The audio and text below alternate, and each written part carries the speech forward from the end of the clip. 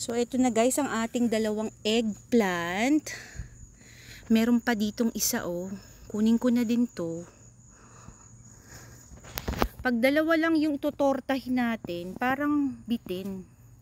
Kunin ko na din yan. Why not? Chalk nut. Gupitin na rin natin. Yan. Doon. Yun. Tapos, tingnan nyo yung mga green beans natin. Malalaki na oh. Pwede na natin tong anihin. Sige, anihin ko na nga. Kahit ilang piraso na lang.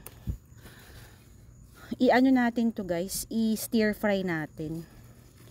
Kasi pag sobrang lumaki naman yung green beans guys, pag sobrang gulang na, matigas. So, kunin na din natin. Yan. Sarap ng green beans guys kapag freshly picked. Ang tamis. Talagang si ate, yan ang paborito niya guys. Nung niluto ko yan nung Sabado, may natira tayong green bean. Sabi ni ate, isave ko daw yun para sa kanya. So, ayan. Ang ating harvest. Parang meron pang mga beans dito na ready for harvest. Tingnan natin. Ito guys ay beans din to eh. Yan o. Dami pa. Lalaki na din guys. Nagtatago lang sila eh. Ayan o.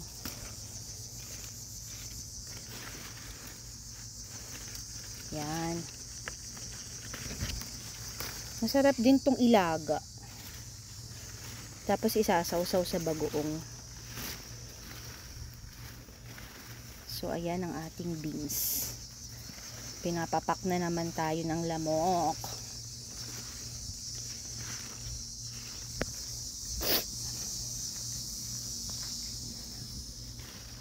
Ito beans din to guys eh. Parang wala. Ah, hindi, ayun nagtatago. Ayan oh. Ang dami pa guys oh. Ano na naman tayo ng green beans. Ito puro green beans oh. Ang dami guys. Hindi ko to napansin nung nag-harvest ako nung Saturday. Ayan. Ang dami. Meron tayong yellow wax. Halo-halo na to guys eh. Kasi nung tinusok ko to, syempre hindi ko na matandaan kung saan ko ba naitusok yung yellow and greens. So, sabi ko pag tumubo na lang, saan natin malalaman. Ayan. Ito guys ang ating beans. Kunin natin yung sa likod. Yan guys, nagidilig si daddy dito sa backyard. Balikan ko yung mga green beans ko dito. Kasi ay pwede na rin silang i-harvest. Ito pa. Ba't kaya ito parang bukol-bukol? Yan. Dito naman ay yellow. Tingnan nyo tong yellow guys. Sa Pilipinas ba guys, merong yellow na beans? Comment down below kung meron. Na natin. Okay. Maliliit pa eh. Ito guys oh. Ating beans. Okay. Yan. Marami-rami din to guys. Dito ay meron pa rin. Mahirap lang kasi guys yung beans nagtatago talaga. Oops, dali, wait. Kailangan mo talagang hawiin para makita mo yung pinakabunga. I don't know kung sa taas meron pa eh. Pero ito ang ating na-harvest today. Dito kaya. Ito guys, puro beans din to eh. Ito lang. Dad, can you help me? Can you remove this? Parang meron pa ritong pwedeng i-harvest. Yan. Kunin ko na din yung mga yellow dito guys. Yan. Parang konti na lang dito. Yun. Tago. Tanggal yung dahon.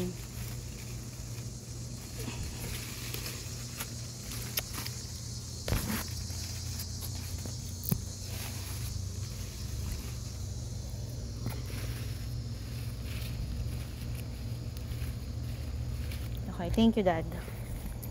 Yan na. Ito na ang ating mga nakuha. Okay. Nangangati na si Daddy. Dami kasing lamok, guys. Aha. Meron pa ditong isa nagtatago. Okay. Tingnan niyo yung mga peppers ko, guys. Ang dami. I'm gonna go inside, huh? Yeah. Really, That's fine. Nagtatago. Ayaw magpapitas. Okay, ito na ang ating green beans at ang ating eggplant. Okay guys, it is almost 6 o'clock. Ito na ang ating harvest ngayong Martes. Meron na naman tayo guys nakuha na beans and 3 eggplant. Isang hot pepper at napakarami na naman nating tomatoes. Hindi ko na rin napitas guys yung ating cucumber kasi meron pa tayo ditong 3. Ayan. So yung ating hot pepper guys ay 4 na. Ito yung ating big chili. Yung okra natin. So lagay lang muna natin dito. So, maraming salamat sa ating biyaya ulit for today. Panibagong grasya na naman, guys. Sinan yung nag-uumapaw na talaga ang ating veggie bowl. So, ayan ang ating harvest for today. Okay. Di pa rin tayo tapos mag-documentation, guys. Naglakad lang muna kami ni Daddy. Tapos, dumiretso na tayo sa ating backyard. But this is all for today, guys. Thank you so much for watching. Happy Tuesday again. Okay guys, lumabas ako dito sa ating upper deck. Sililip ko ang ating mga pananim. Kailangan na pala natin itong diligan kasi sobrang tuyong-tuyo na. Kahapon pala hindi tayo nakapagdilig dito. Ayan.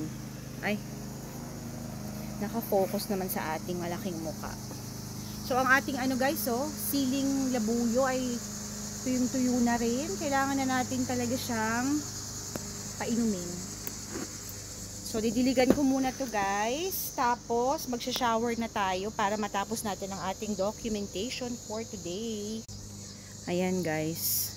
Kuha muna tayo ng tubig para madiligan natin ang ating mga tanim dito sa ating upper deck. Kunin ko na ba to? Parang wag muna. Napakarami nating kamatis. Hindi ko naman pagagamitin. Pero ito guys ay maluluto ko na to ulit. Meron pa tayong giniling eh. So baka mag-ano ko ulit. Giniling ako na. Giniling na pork or chicken na merong green beans. Okay guys, again maraming salamat sa lahat ng mga sumusuporta sa akin dito sa Meta World. Happy Tuesday everyone. Smile and be grateful because every gising is a blessing. Bye!